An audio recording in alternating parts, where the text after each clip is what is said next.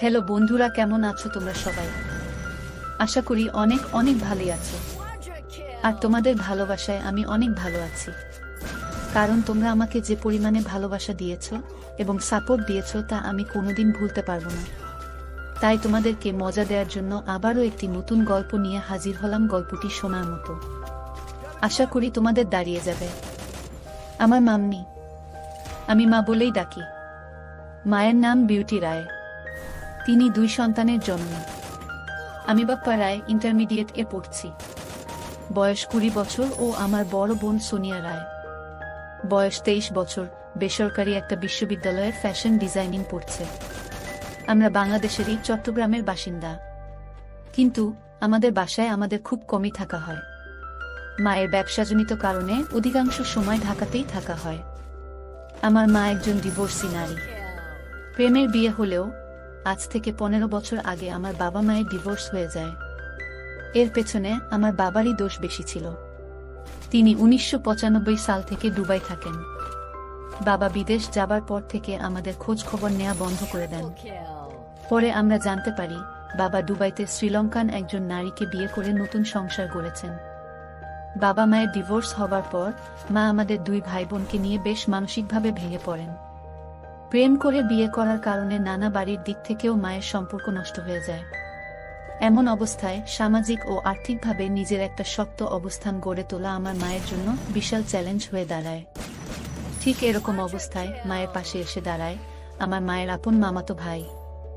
শুনেছি আমার মায়ের সেই কাজিন মামাতো ভাই ছোটবেলা থেকেই মাকে পছন্দ করতেন, কিন্তু হিন্দু সমাজে কাজিনদের মধ্যে বিবাহ নিয়ম বহির্ভূত হওয়ায় বিষয়টা আর আগায়নি। যাই হোক, মায়ের সেই মামাতো ভাই চট্টগ্রামেরই একজন প্রভাবশালী রাজনৈতিক ব্যক্তি। তিনি আমার মা বাবার ডিভোর্সের পর ওই হেল্পলেস অবস্থায় আমার মাকে ব্যবসা দাঁড় করাতে সাহায্য করেছিলেন এবং আজও মায়ের উপর বটবৃক্ষ হয়ে ছায়া দিয়ে যাচ্ছেন। বলে রাখি, এখন মায়ের চট্টগ্রাম ও ঢাকা শহরে 3টি বিউটি পার্লার আছে, একটি বুটিক হাউস আছে, আর পাশাপাশি একটা ট্যুরিজম এজেন্সি আছে।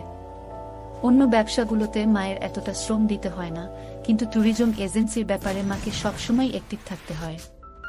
আর মায়ের ট্যুরিজম এজেন্সির বিশেষত্ব হলো এখানে হাতে গোনা কয়েকজন দেশি এলিট ক্লায়েন্ট আছে, আর বাকি ক্লায়েন্টের বেশিরভাগই বিদেশি ট্যুরিস্ট ক্লায়েন্ট হিসাবে আসে। আমার মা মিসেস বিউটি রায় 46 বছর বয়সী একজন মডার্ন নারী।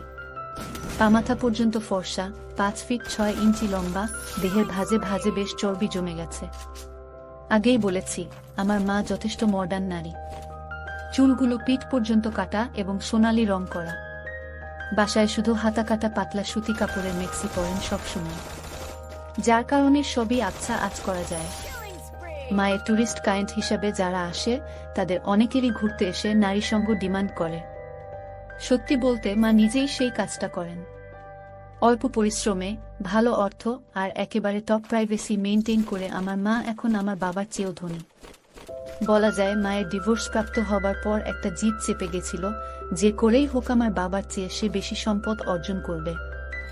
আর তারই বাস্তবায়ন এই সমস্ত ব্যবসা, parlour, boutique house, special service.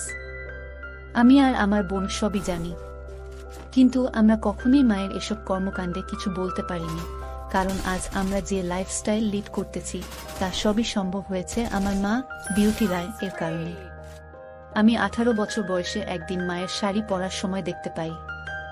সেই থেকে আমার কল্পনার রানী আমার মা বিউটি রায়। মা যখন হাঁটে তখন ঢেউ খেলানো রূপ ধারণ করে থাকে। আর মায়ের আরেকটা ভালো অভ্যাস হলো উনি সবসময় পরিষ্কার পরিচ্ছন্ন থাকেন। এই ব্যবসাতে মায়ের পদার্পণ প্রায় 10 বছর হচ্ছে। আমি গত 6-7 বছর হলো জানতে পারলেও আমার দিদি আগাগোড়া সবই জানত।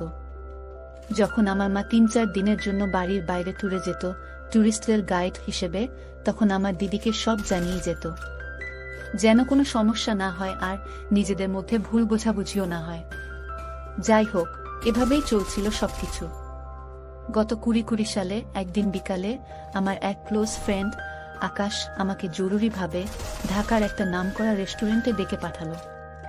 আমিও কারণ জিজ্ঞেস করাতে বলল, এলেই বুঝতে পারবি। আমিও ওর কথা মতো ওর দেয়া ঠিকানাতে পৌঁছে গেলাম। তারপর সে আমাকে একটা কর্পোরেট পার্টির অনুষ্ঠানে নিয়ে গেল। তারপর আমি যা দেখলাম তা দেখার জন্য আমি প্রস্তুত ছিলাম না। আমি দেখলাম আমার মা সেখানে 2 জন বিদেশির সাথে অত্যন্ত ঘনিষ্ঠভাবে আড্ডা দিচ্ছে। আড্ডার ফাঁকে তারা লাল পানি খাচ্ছে। এর মধ্যে একজন 30-35 বছরের, অবশ্যই মায়ের চেয়ে বয়সে ছোট। আড্ডার ফাঁকে আমার মায়ের সাথে হাতের কাজ চালাচ্ছে। বিষয়টা আমার বন্ধু আরও 1 ঘন্টা আগে থেকে দূর থেকে তাদের ফলো করছে এবং এই জন্যই আমাকে ডেকেছে। আমি বন্ধুর চোখের দিকে তাকাতে পারছিলাম না লজ্জায়। এমন অবস্থায় আকাশ আমাকে স্বাভাবিক করবার জন্য বলল, এ সমস্ত বিষয় দেখে দুঃখ পাবার কিছু নেই বন্ধু। এখন জগতটাই এরকম, তাই দেখে সহ্য করতে পারলে মজা নিতে চেষ্টা করো, আর নইলে চলো এখান থেকে আমরা চলে যাই। বন্ধুর কথায় আমি কেমন যেন একটা আভাস পেলাম। যেহেতু আমি আগে থেকেই মায়ের প্রতি একটু লোভী ছিলাম, তাই নীরবে দাঁড়িয়ে একটা অরেঞ্জ জুস খেতে খেতে দেখতে থাকলাম। আমার নীরবতা দেখে আকাশ বলে উঠল, তুই এখন নিশ্চয় আমার সামনে ভীষণ লজ্জা পাচ্ছিস, কিন্তু আমিও এত ভালো মানুষ না। আমিও আমার মা ও মাসিকে এভাবে সুযোগ পেলেই দেখি, আর আমি প্রশ্ন করলাম আর কি? আকাশ উত্তর দিল, হাত দিয়ে নিজেকে সন্তুষ্ট করি। এবার আমিও একটু অভয় পেয়ে স্বীকার করলাম, আমিও তো একই রকম কাজ করি আরো 1 বছর আগে থেকে। আকাশ, তাহলে তুই লজ্জা পাচ্ছিস কেন? উপভোগ করতে চেষ্টা কর, আর এই জন্যই তো তোকে এখানে আনলাম। যাই হোক, সেদিন সন্ধ্যা পর্যন্ত থেকে আমি আর আকাশ রেস্টুরেন্টের ওয়াশরুমে গিয়ে হাত দিয়ে কাজ সেরে ফেললাম, আর এভাবেই আকাশের কাছে আমার সব গোপনীয়তা ভেঙে গেল। এরপর আমি বাসায় এসে দিদিকে আমার রুমে ডেকে এ ব্যাপারে কিছুটা বলতেই দিদি অকপটে স্বীকার করে নিল সে এ ব্যাপারে সব জানে অনেক আগে থেকেই। এমনকি দিদি আমাকে বুঝালো, শুধুমাত্র আমাদের বিলাসবহুল জীবনের নিশ্চয়তার জন্যই আমাদের মায়ের এই পথে পা বাড়ানো, তাই তাকে খারাপ ভাবাটা অন্তত আমাদের সাজে না। এর কিছুদিন পর আমি তখন নিয়মিত মাকে কল্পনা করছি। একদিন মা বাসায় নেই। বাসা থেকে বের হবার আগে মা একটা টাইট জিন্স আর টিস্যু কাপড়ের শার্ট পরে বের হয়েছে। জিন্সটা এতটাই চাপা যে প্রতিটি ভাঁজ স্পষ্ট বোঝা যাচ্ছে। দেখে আমি আর নিজেকে নিয়ন্ত্রণ করতে না পেরে আমার রুমের হাতের কাজ করছি। এমন অবস্থায় হঠাৎ দিদি আমার রুমে এসে হাজির। আমি একটু খতমত খেয়ে গেলাম। দিদি কিছু না বলে নীরবে আবার চলে গেল। খানিকটা সময় পর আমি দিদির মনোভাব বুঝতে দিদির রুমে গিয়ে গল্প করার চেষ্টা করতে থাকলাম, কিন্তু দিদি বেশি কিছু না রেসপন্স করে একদম সরাসরি জিজ্ঞেস করে বসলো, আমি যে কাজটা করছিলাম সেটার পেছনের কারণটা কি আমাদের মা? আমি কি উত্তর দেব ভেবে না পেয়ে বললাম, আমি না নিজেকে কন্ট্রোল করতে পারিনি রে দিদি, আমাকে এবারের মতো ক্ষমা করে দে, আর মায়ের কাছে প্লিজ কিছু বলিস না। দিদি প্রত্যুত্তরে বলল, এই বয়সে এরকম হয়, কিন্তু এভাবে নিজের মায়ের প্রতি দিন দিন অসুস্থ আসক্তি না বাড়িয়ে অন্য কিছুতে নিজেকে ব্যস্ত রাখো। আমার তো দুনিয়াটাই তোর আর মাকে ঘিরে। আমি বুঝি এটা ঠিক না, তবুও না করে পারি না। দিদি এবার সরাসরি বলে ফেলল, দেখো, আমাদের জন্যই আমাদের মা আজ এসব করছে, আর সেই আমরাই যদি তাকে অন্যদের মতো পণ্য মনে করে থাকি, তাহলে এই দুনিয়ায় আমাদের মায়ের মতো দুর্ভাগ্য ও দুঃখ আর কারো নেই।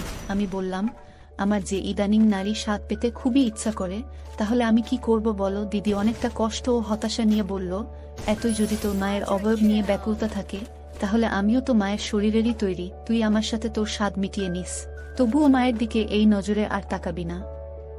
কথাটা বলা মাত্রই দিদির চোখ দিয়ে অশ্রু নামতে শুরু করলো। আমি বললাম, তুই মায়ের হয়ে আমার শখ মেটাবি? দিদি নির্বিকার চিত্তে চেয়ে মৌনতা পালন করে সম্মতি দিল। আমি দিদিকে বললাম, তাহলে প্লিজ আমাকে সাহায্য করো, আমি তোর সব কথা রাখবো। দিদি বলল, ঠিক আছে, কিন্তু ভুলেও যেন মা কোনোদিন টের না পায়।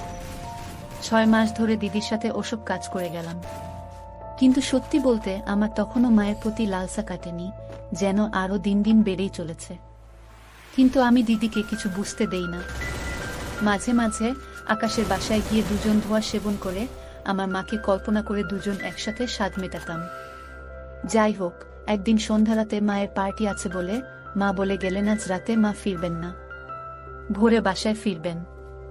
আমি আর দিদি সেই রাতে সদ্ব্যবহার করতে শুরু করলাম, কিন্তু বিধির কি লীলা খেলা।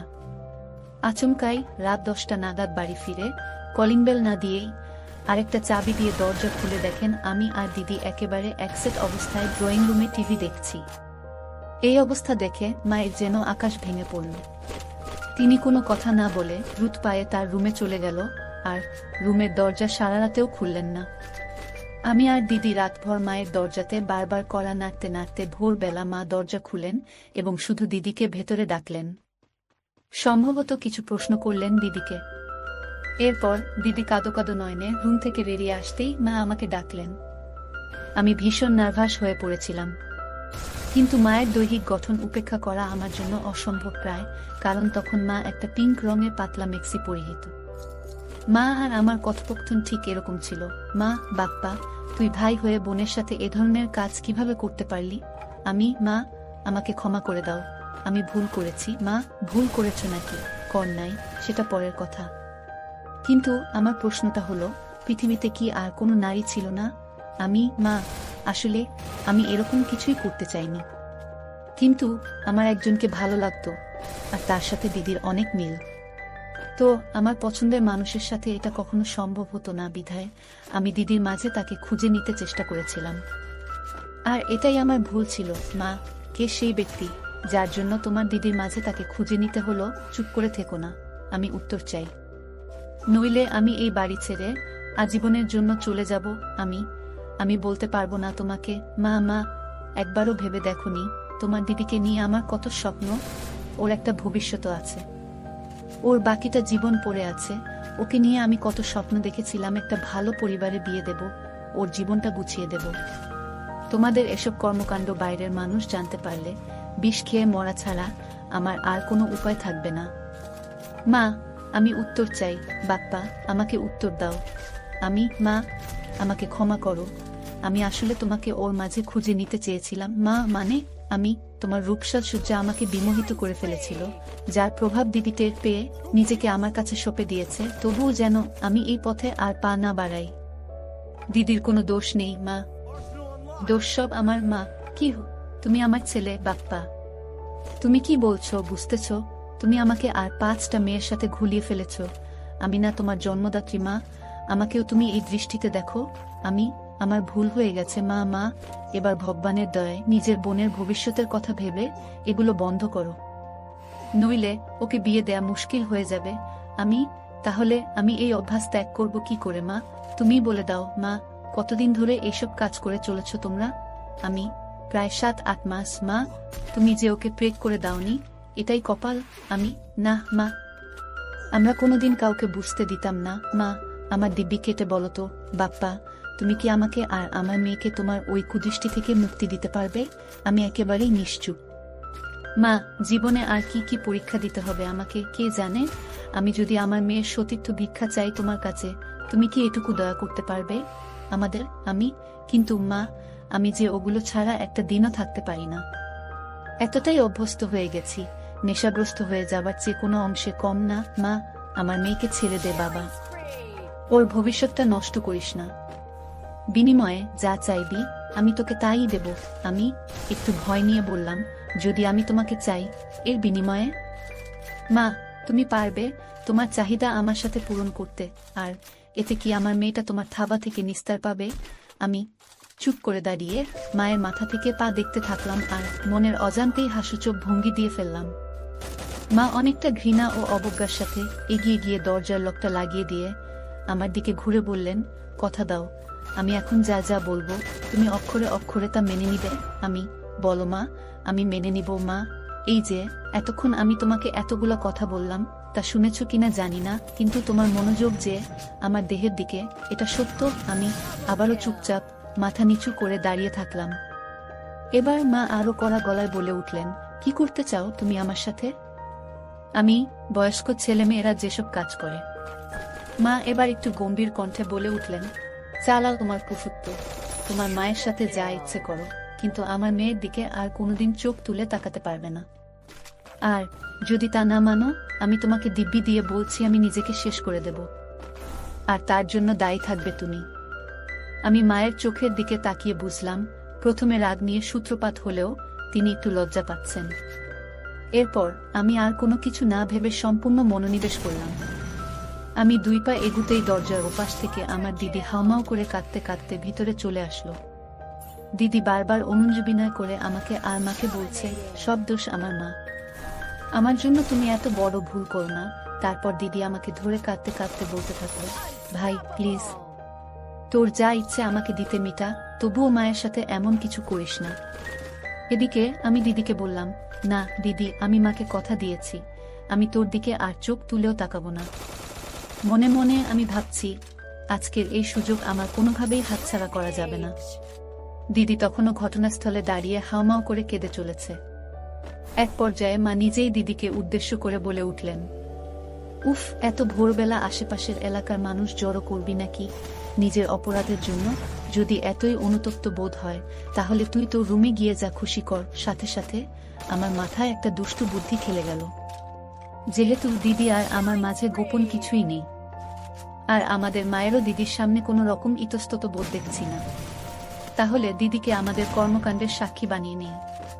তাই আমি মাকে বললাম, মা, ভুলেও এখন দিদিকে একা ঘরে পাঠিও না। হঠাৎ যদি আত্মঘাতী কোনো ঘটনা ঘটিয়ে ফেলে। এটা শুনে সাথে সাথে দিদিকে উদ্দেশ্য করে মায়ের আদেশ, না খুকি, তুই কোথাও যেতে পারবি না। তুই এখন যা যা ঘটবে তা পুরোটা বসে দেখবি। নিজের ভাইয়ের সাথে পাপাচার করতে পেরেছ, আর তার প্রায়শ্চিত্ত করতে পারবে না, তা তো হবে না। এই কথা শুনে দিদি হতভাগা মায়ের রুমের সোফাতে চুপচাপ বসে সবকিছু অবলোকন করতে থাকল। মা যেন আমার প্রতিটি পদক্ষেপ সম্পর্কে আগে থেকেই অবগত। আমি দিদির দিকে তাকিয়ে দেখলাম, দিদি প্রথমে কান্নাকাটি করলেও এখন বোধ হয় অনুভূতি নেওয়া শুরু করেছে। দিদিকে বললাম, দিদি, আজ যদি আমি এখানে পুরোটা সম্পূর্ণ করি, তোর কোনো আপত্তি আছে? দিদি মাথা নাড়িয়ে না সূচক উত্তর দিল।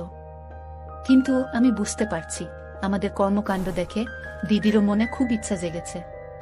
তাই আমি লজ্জা শরম ত্যাগ করে মায়ের কাছে বিষয়টা উপস্থাপন করলাম এইভাবে যে, দেখো মা, তুমিও একজন নারী, দিদিও আরেকজন নারী।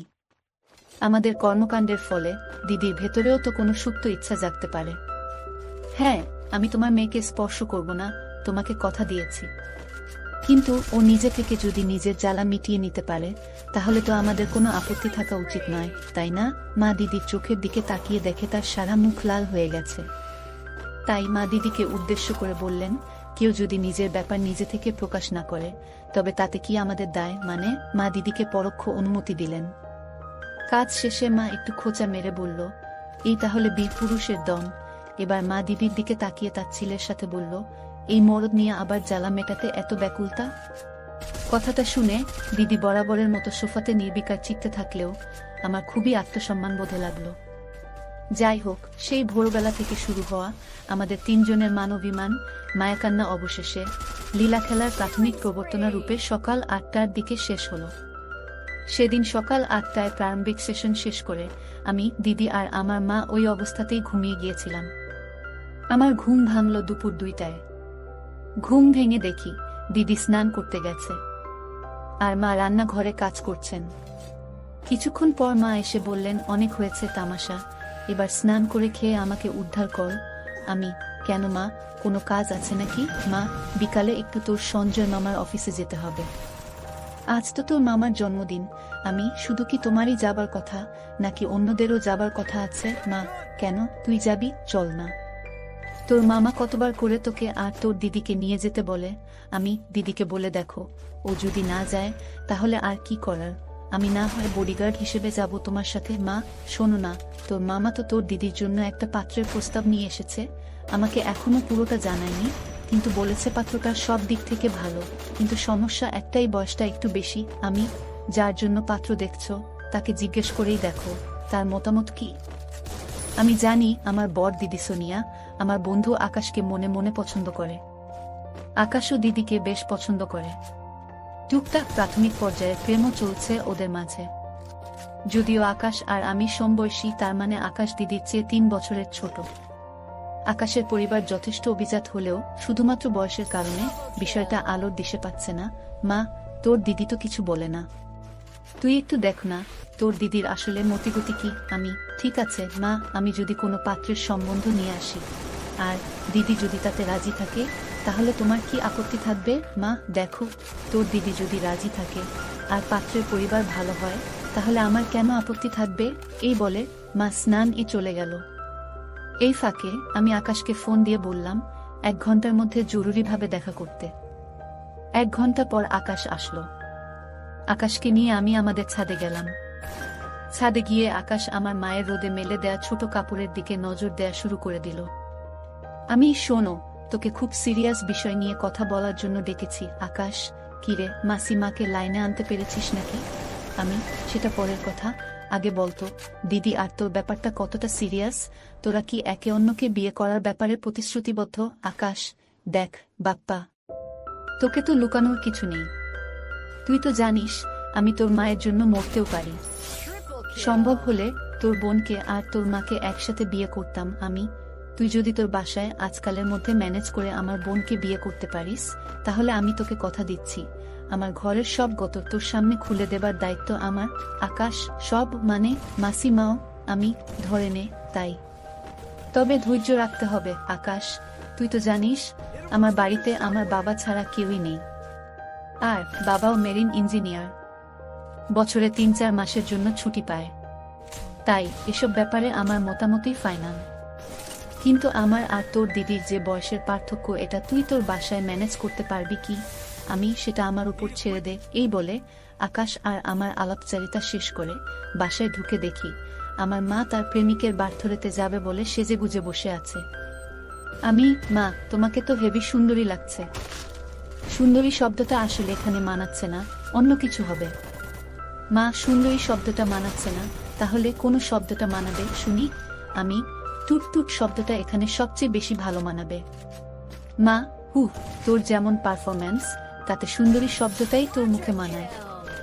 আজ ভোরের বিষয়টা ইঙ্গিত করে মা। আমি, তা তোমার কাজিনের ওখানে তুমি আর দিদি তো যাচ্ছ নাকি? মা, তোর দিদির নাকি পিরিয়ড হয়েছে, তাই তোকেই যেতে হবে আমার সাথে। আমি, ঠিক আছে, কি আর করার, চলো তাহলে। গাড়িতে উঠে আমি মাকে বললাম দিদির নাকি বয়স্ক ছেলে বিয়ের জন্য পছন্দ নয়। দিদি চায় তার জামাই তার চেয়ে ৩-৪ বছরের ছোট হোক, এতে নাকি অনেক লম্বা সময় ধরে তারা জীবনটা উপভোগ করতে পারবে, আর ছেলেটার উপরেও দিদির একটা ডমিনেন্সি বজায় থাকবে। আসলে দিদির সাথে নতুন করে এই বিষয়ে আমার কোনো কথাই বলার প্রয়োজন হয়নি, কারণ আমি দিদি আকাশের প্রণয়ের বিষয়টা একেবারে শুরু থেকেই জানি। মা, তা না হয় ওর কথা মানলাম, কিন্তু এরকম বয়সের পার্থক্য এবং ভালো ফ্যামিলির ছেলে কোথায় পাই বলতো? আমি, তুমি অভয় দিলে আমি একজনের কথা বলতে পারি। মা, বল দেখি।